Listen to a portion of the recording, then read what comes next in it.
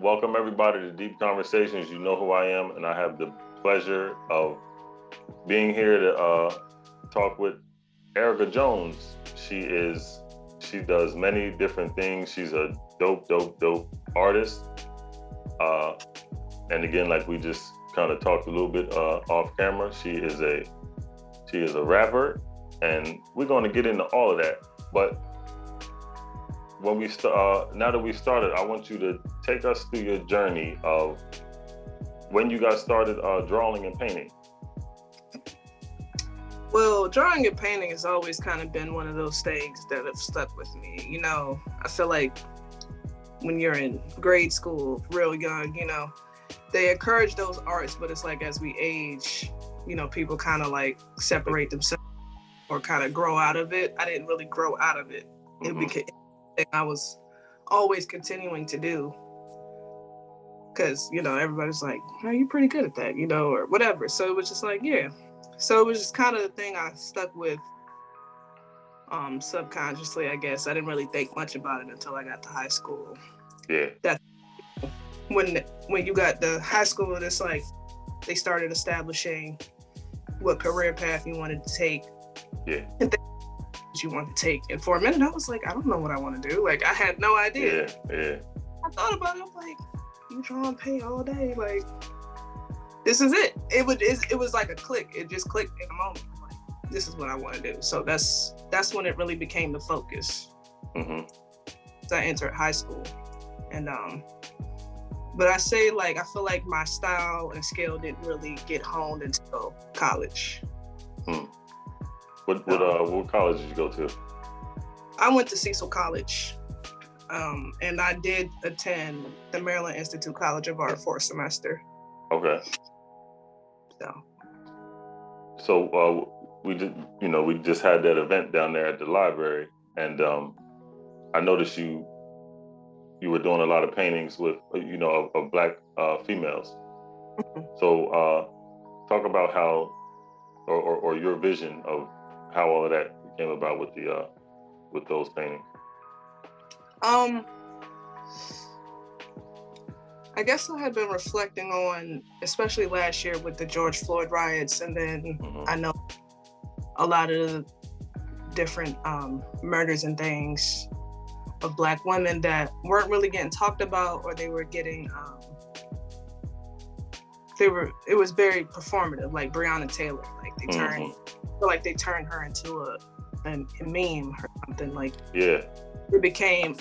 Her face became the brand of like a lot of things that had nothing to do with her, just like whether it would be selling t-shirts or hosting events, or it became very just trendy. Yeah. And I wanted to show us as something more than just a trend or something used as a means to sell something per se. So I did a mural last year in Wilmington on West 9th Street of a Louisvillian. I briefly talked about that at the event, but the Black Lives Matter activist who was murdered also, that she didn't get. So I used her as a means to just bring awareness while addressing other Black women and girls on the other side of the wall. It was like probably over 400 names I wrote. I was getting ready to say that thing was filled to the top to the bottom too.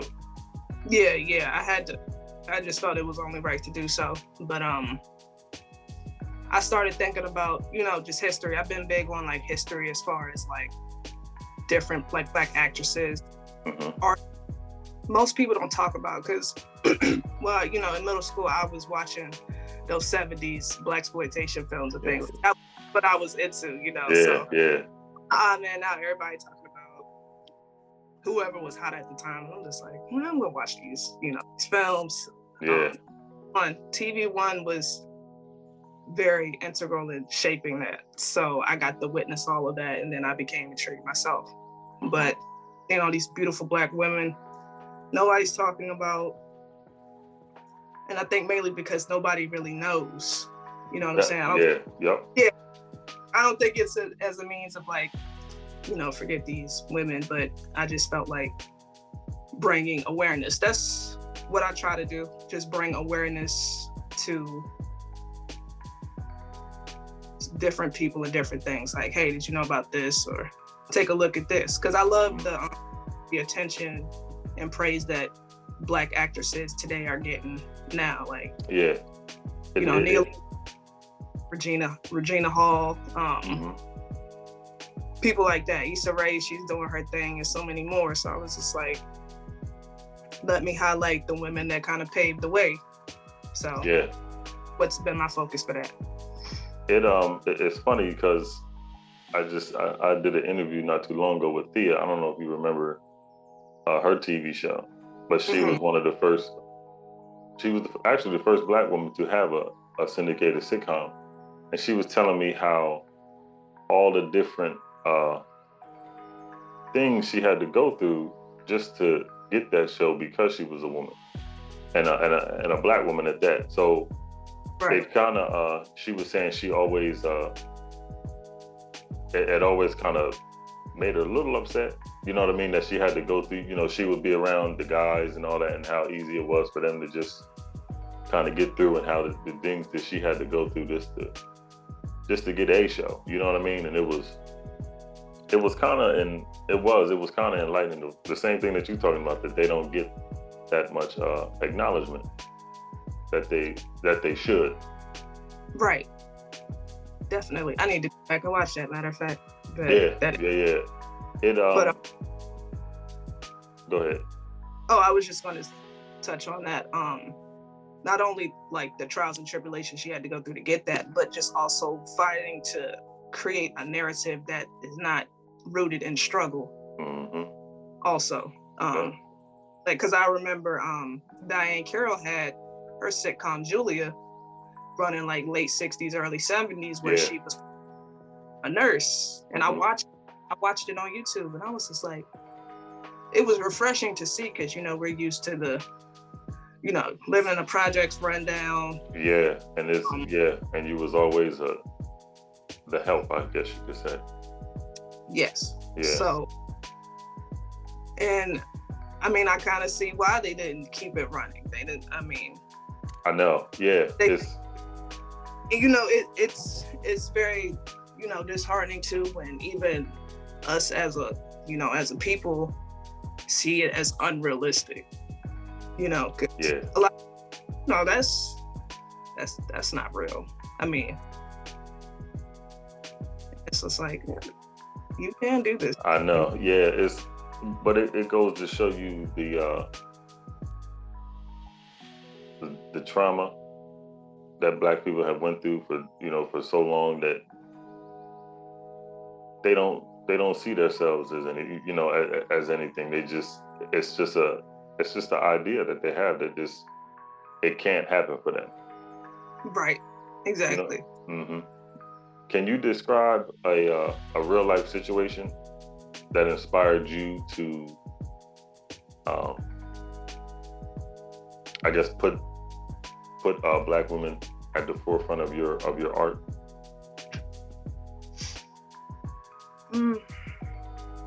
I can't really think of anything like a memory that is like deep set in my memory that's like, do this. I guess, I mean, I'm a Black woman. I've always been, always will be.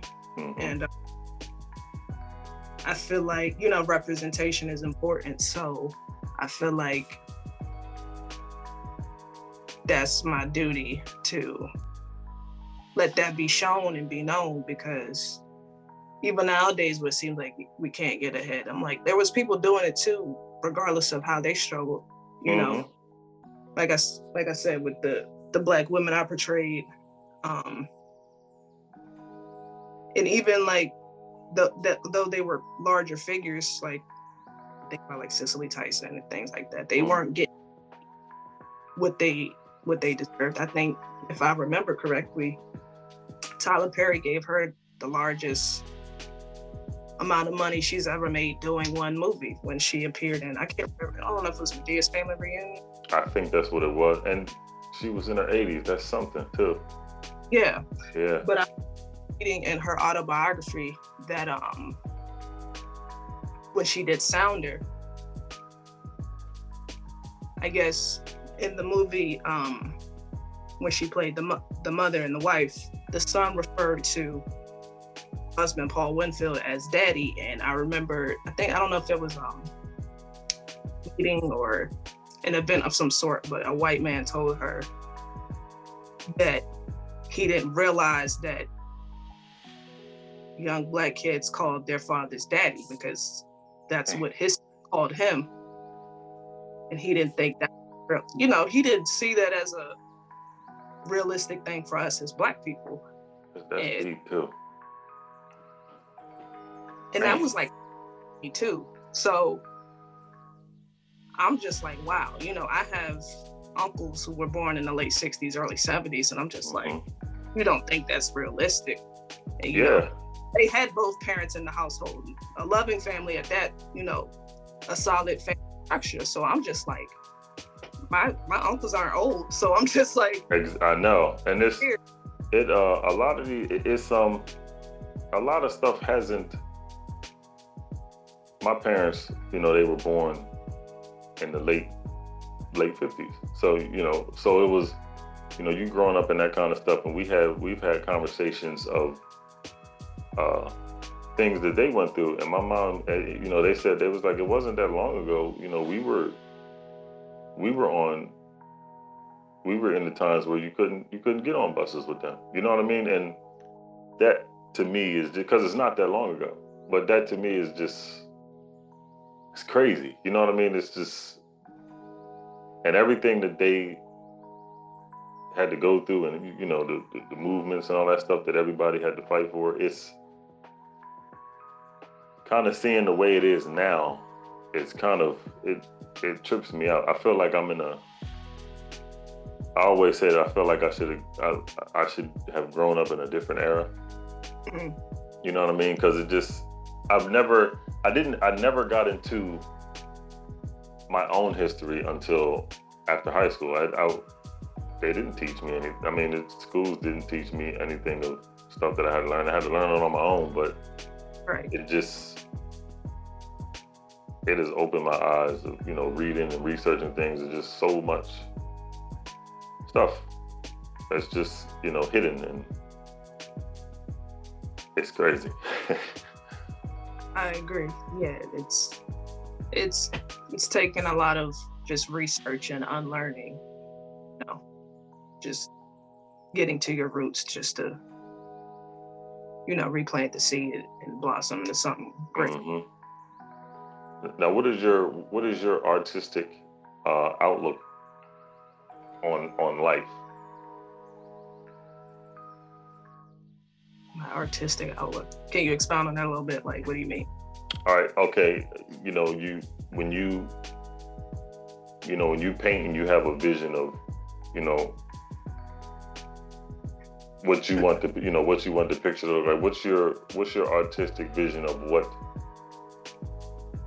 you want, or what you see our culture being, thriving to be, I should say? Royalty. Human. A lot of times we get dehumanized, not even seen as humans. So,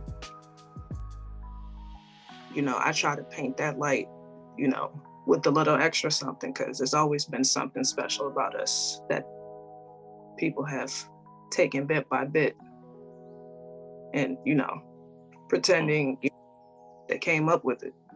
So yeah, like a reminder, like, hold up, don't just remember where you got that from.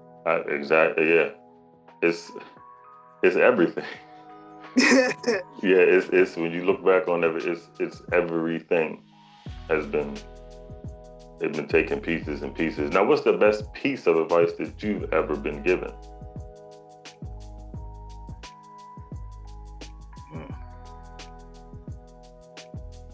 I think, honestly, just to keep going. Like, I've heard so many people just tell me how much I've inspired them. And even when I feel like I'm not doing enough or doing what I need to do, there's still people, like, even people older than me, Yeah. And I'm like, wow. Like, I feel like that's enough in itself just to keep the fire burning. Because it's like, if you don't do it, who will? Yeah. You gotta. Ain't nothing gonna work unless you get out there and do it. Exactly. And it's, I mean, keep going is, it's so simple, but so profound, because you don't really realize in the midst of it what you're working towards until you get there. So it makes thing in between worth doing.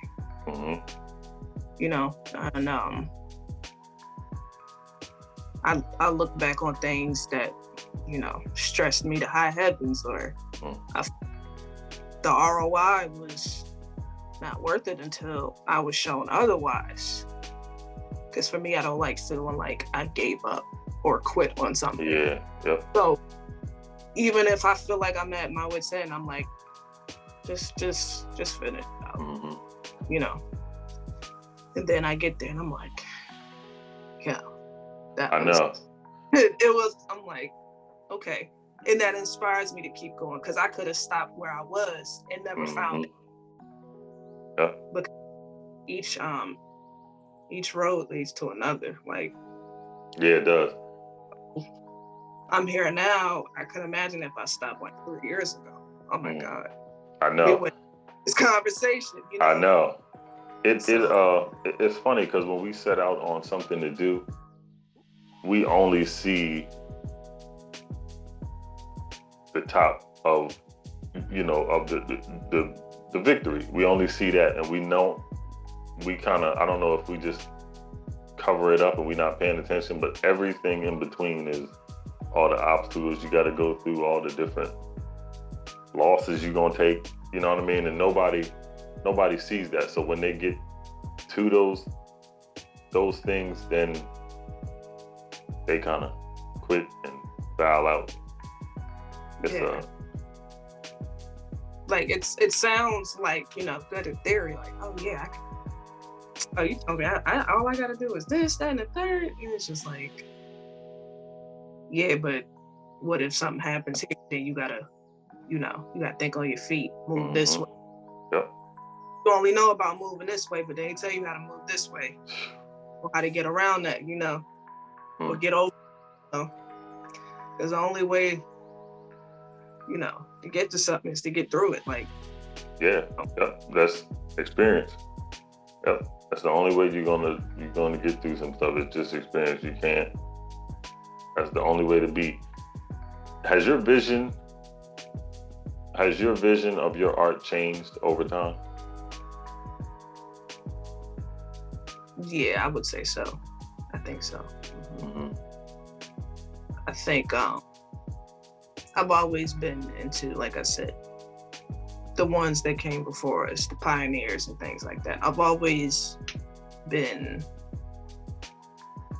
concerned about highlighting the things that meant the most to me.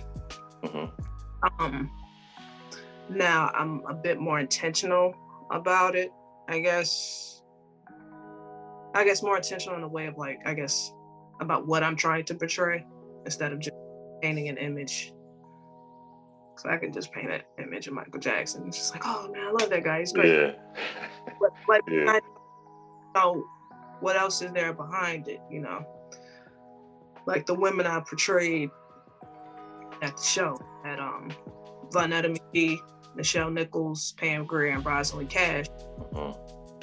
All, actresses from the 70s prime, but it's just like, I went back and, looked at interviews or articles, and it's just like, it's just deeper than being a sexy lady in a movie. Yeah, yeah. With representation and pushing forward to create a lane for the rest of.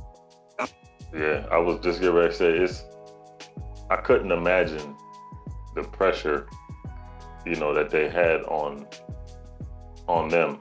Probably in the moment they didn't think of it, but the pressure to kind of be a trailblazer at the time for all the women after them, that, you know, to just change it and make it easier for them to just come through and follow their dreams and not have to worry about all the extra stuff.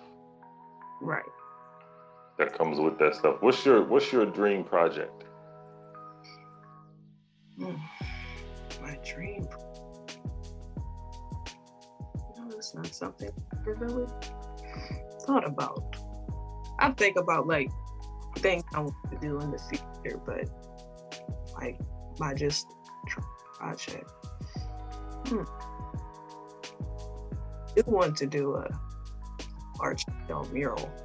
I can't say what the composition would be just because I haven't thought of it, but yeah, I've done murals here and there, but I definitely want something grand.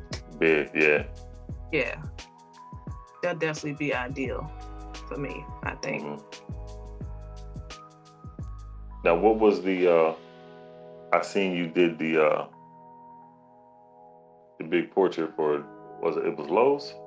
Was it Lowe's? Yeah. Home? It was Lowe's. Yeah. Are you you're the official mural person for Lowe's now? No, it was they were working on the centennial was this year, so they hired from all over the nation to produce works, and they reached out to me to be one of them. So I produced one on Brandywine Parkway, and Bernie, Maryland too. But yeah, I'm not the official person, but they did reach out. yeah. That's a big damn accomplishment right there. Golly. Who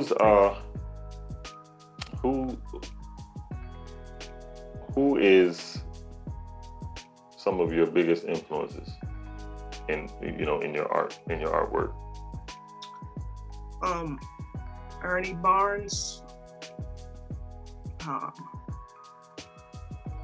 Really a fan of Kerry James Marshall, Kehinde Wiley, Dare Nelson, those guys. I do like Mad Steez too. I love it. Yeah, I know it. Yeah. But I was Barnes, like just the way he was painting in the 70s.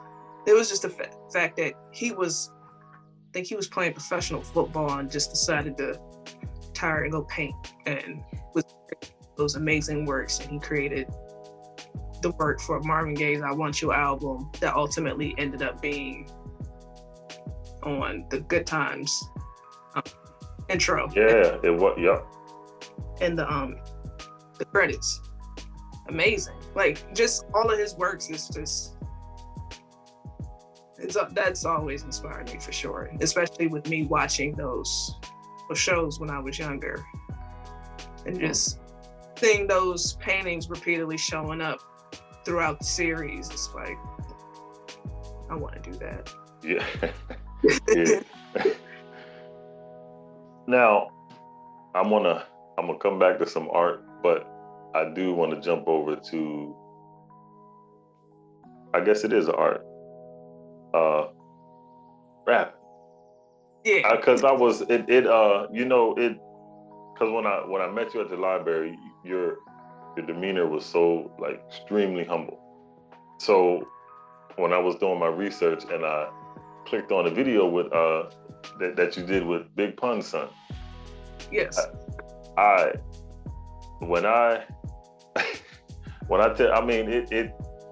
It shocked me to where I started sending it to everybody. Because I was like, listen to this damn girl, man. It's just crazy. Came to summon some men, supposing that there's something more than some sums of sustenance. I stomach them. Some of the wild, not really stunting them. The same sucker selling by something this summer, turning me synonyms to my sons and them. The master, mine with these rhymes, I flag the blue red, no matter. What state your mind, the master choose Z, slave gang. Find the vision in middle, so blessings these between the lines and you'll find just we gave us a dressing. Matter of fact, it's a rap, let's gather the facts. House niggas can't fill abbreviations because I'm out. I bear the light when it's black, because I be what they lack, the chiropract. Get spine on the line cause I'm back. Thumbs up, but you get half the piece, nigga, I'm snapping. Gonna re-up on these balls regardless, niggas clapping. I'm gifted, they are feeble claws, perpendicular equal, yo, I make the cerebral pause. You know what? It's funny. So believe it or not, I've been rapping for like 10 years, but I didn't really start going for it until like 2019. Like, really, I've always, like you said, pretty like humble and reserved and shy. I'm sure I saw that at the show too. I was completely element. I didn't even know, but either way, it's always been something I was kind of like apprehensive about doing openly because I've never really used my voice for anything. And what are you doing? Like, you know? And so it was, I would write stuff, like I was literally dropping like maybe like a 16 a year for like a while. Like I would write, but I wasn't putting anything out. I didn't really have the fortitude to do so at the time. But once I really like, I guess, started to break away and sit with myself, I was like, you know, just do it. You've been doing X for this long, and the way I've poured into people, I'm like, yo, you can do this yourself. Like, you don't need anyone else to do this. Like, just do it. So 2019 came and I was on it, and I had met Chris in 2018. Okay. I did a drawing for him because I remember I had always said I wanted to work with him. So I went to World Underground, a team backpack event, and I presented it to him, and you know, we was chopping it up at the event, and I asked him, like, yo, you know, how much you charge for features? Like, I wanted to, because I'm like, this is a business at the end of the day. Like, it is. Yo, let's do a track, bro. Like, you know. I know. And it's just like, you got to come better than that, especially somebody at his prestige. I mean that outside of being big son. Exactly. It's his own man. Yeah, because he got that motherfucking rap, man. Yeah. Yeah, so it was just like, come correct, but don't come at all. Like, you know, I mean, so I reached out, we exchanged info, you know, keep in contact. And then once I finally felt like I was ready to present something to him, that's when I was like, all right. Because I was like, I'm not gonna send no BS. You know what I'm saying? I know. Yeah. I don't play about that type of stuff. So I know. I took my time with it. He was like, embody this. Like, I swear. I appreciate that. But he was feeling it. So that made me feel good. I'm like, all right, because I definitely don't want somebody that's gonna sit there and just give me what just because. Like, nah, I'm gonna make you, I want you to work. Like, yeah. You know what I'm saying? That's how that came about. And it was just a vision I always had, just a personal vision for me. Like, you know, I really want to work with Chris Rivers. I want to do this video. And the way I did the video was crazy because I went to every borough in New York City. Because I know, I seen that in the beginning too. Like, yeah, I want this to be epic. Everybody's like, that's a lot for a 2-minute video. But I was like, what? I'm like, I hear you, but that's what makes it art though, because you can see everything that you want. You know what I mean? And shout out to Banger Jackson. He's the one that shot the video. He's from Wilmington also. But shot the video, and he made the vision come to life because I didn't know how he was going to. I didn't know how it was going to turn out, but he hooked it up. Shout out to Banger. Yeah. I was very pleased overall with how it came out. That was like I think that was pivotal in my career. That's been the most pivotal in my career so far, I would say. Like, the video out and getting the feedback that I did from it. Been kind of quiet a little bit, I ain't gonna lie. Like, since I've been just, you know, going back and forth between art and music. It's a challenge sometimes, but that definitely opened up people's eyes and ears for sure. Yeah, because I said, like I said, I was telling you, I sent it to my cousin, and he was like, "Yeah, we gotta He said, we're gonna have to sit down. Me and her gonna have to do a check. So, and I sent it to Sarah too. Oh, did you? Yeah, I sent it to Sarah. She said, you know what? She was like, I'm gonna fight her because she was like, that damn girl got some skill. I said, I know. Now, yeah, I know, like the quietest one at the thing. I'm working on it, but it was because it's trust me, I know, because growing up in school, I didn't say nothing to nobody. Right. In school, I was a loner. I went on about my business. I ain't say nothing to nobody. And as I got older, I just started to realize, I'm like, ain't nobody holding me back but me. You know what I mean? Because everybody has something to say, and everybody got a story. So the only way you're gonna be heard or get your vision out there is just to do it. Right. Exactly. And that's what it's been about, because I still struggle with it to this day. Like, yeah. Even that, like, sometimes, like, I just feel like I just got hit with some, like, case imposter syndrome. I'm like, why are you doing this? You're not even, like, I just, I know. So, but I still do it. We just got to keep going in spite of, because that's where the magic happens, and that's where the difference lies between, I guess, a career. So. Yeah, depending on how much you want it. And there's nothing wrong with hobbies, don't get me wrong. But when it comes down to the nitty gritty, the people, I'm trying to do this, blah, blah, blah, it's not always for the right reasons. So It's just like, but I've always tried to be intentional about the music I make. So. Yeah. It's, I guess I like this so much because I feel like the music now is not really any kind of messages. You know what I mean? And I went through a couple of your videos, and 3 a.m. That's probably one of my favorites right now. And then is it Pieces? Yeah. See, that too. I mean, and it all just you got it. That's all I mean. I appreciate that. Yeah, I try to be, like I said, as intentional and as authentic as possible. So, and that's another. I think that's another reason why things take as long as they do. Because I'm like, you want to make it. Yeah, you want to. So you like me? Yeah, you like me. You're a perfectionist. You're not going to try to put nothing out unless it's. Yeah, I gotta like it first, for sure. But yeah, like if it's out there, I'm comfortable with it being out there. And there you go. Yep. This is how I wanted it presented to you guys. So.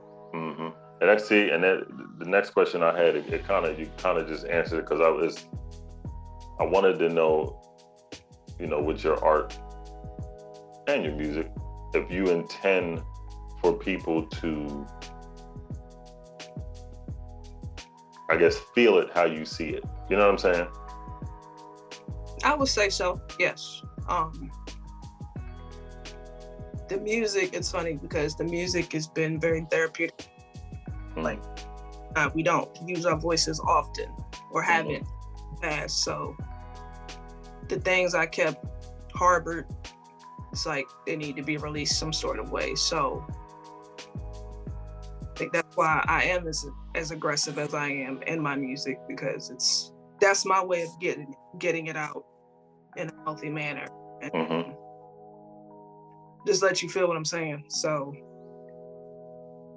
I feel like the music is much more direct, because I'm saying exactly what it is I'm feeling. Yeah. The art, I feel like it's open to interpretation. Art is always open to interpretation, but whatever people feel from it, I let that be, usually, because I'm not gonna tell you how to receive it. Because once it's out there, it's not really mine anymore. Yeah. And everybody's gonna take it however they take it. When I did that mural last year, I met a lot of interesting people on the street. All people that said any and everything. It was, and that was like my first like public outdoor mural. So it was it definitely gave me some insight on what to and how to. Now, did you get any negative feedback on what you was doing? Not necessarily. I will say I remember the first day I started, the paint I was using was transparent, so it wasn't coating like I wanted it to, and I was a little distressed about it. But I had laid down the foundation the first day, and there were two elderly women, black women walking by, and one lady was like, "That looks good," or whatever, and then the other lady was like, "It's gonna look good, like it ain't there."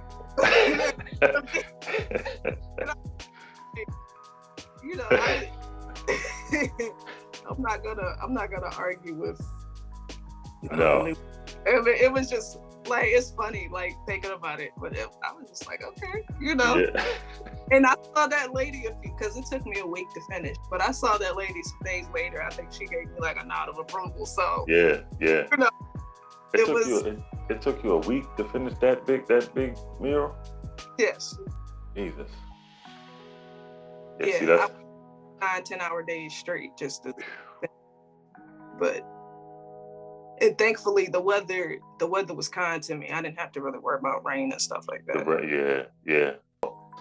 Now I'm gonna ask you, why do you create art? Is it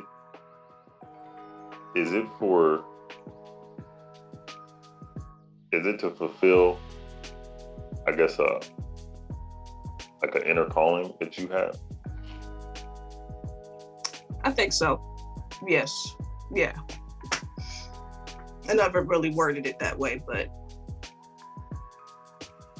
I've taken, hiatuses and things, but that's not something I could ever see me just upping and doing away with. Like, it's not a hobby to me. I'm definitely particular about what I produce, just off the sake of, because I feel like with artists, you can tell when they're not as passionate about the piece they did versus ones that they are. Like, I feel like that shows up.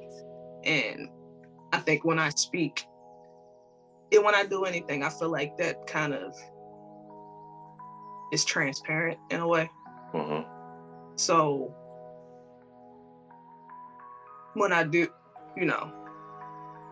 feel led to do something, I go all out with it. So I'm just like, yeah, I need to show people this.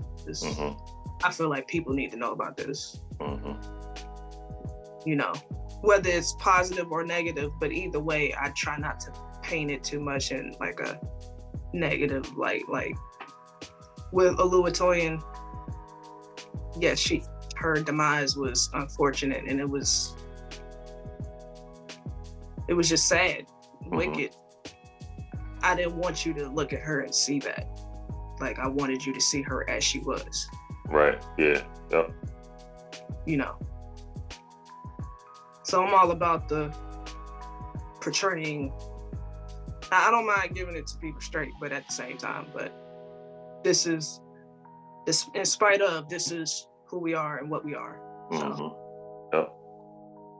Now, where can they reach you on social media and YouTube and all your outlets? Okay. So my alias is ELizé. It's literally my name, first initial, middle name. So okay. Instagram for music is ELizéOfficial, E.LIZEOfficial. ELizé art, E.LIZE art. ELizé on YouTube, Facebook. I don't really be trying to like my personal Facebook, but no, I know, yeah. No, I feel you, yeah. ELizé on Facebook. You can find ELizé on Facebook too. ELizé_official on Twitter. Yeah. Yeah, that's pretty much where you can find me at. And everything, like, once you get the one, you can literally find everything else. Find them all. Yeah, so I'm on streaming platforms, I'm on Bandcamp, I'm everywhere. So now you have a clothing line as well? Yeah, I sell merch. I'm actually wearing a hoodie now. Okay. Just ELizé. They're on my website, www.ELizéOfficial.com. No periods, no spaces. It's all one. So, yeah, on my site, I have hoodies, t-shirts, beanies, CDs, art prints, you name it. I got it. That's what I'm talking about. Now, I'm so appreciative of you coming on to my podcast and talking to me about everything, your art and your music. And everything, all her social media and everything is going to be down in the descriptions below on my YouTube channel. And again, thank you for taking the time to spend this 45 minutes with me. I appreciate you. I appreciate you having me. I appreciate it. You're on YouTube, baby.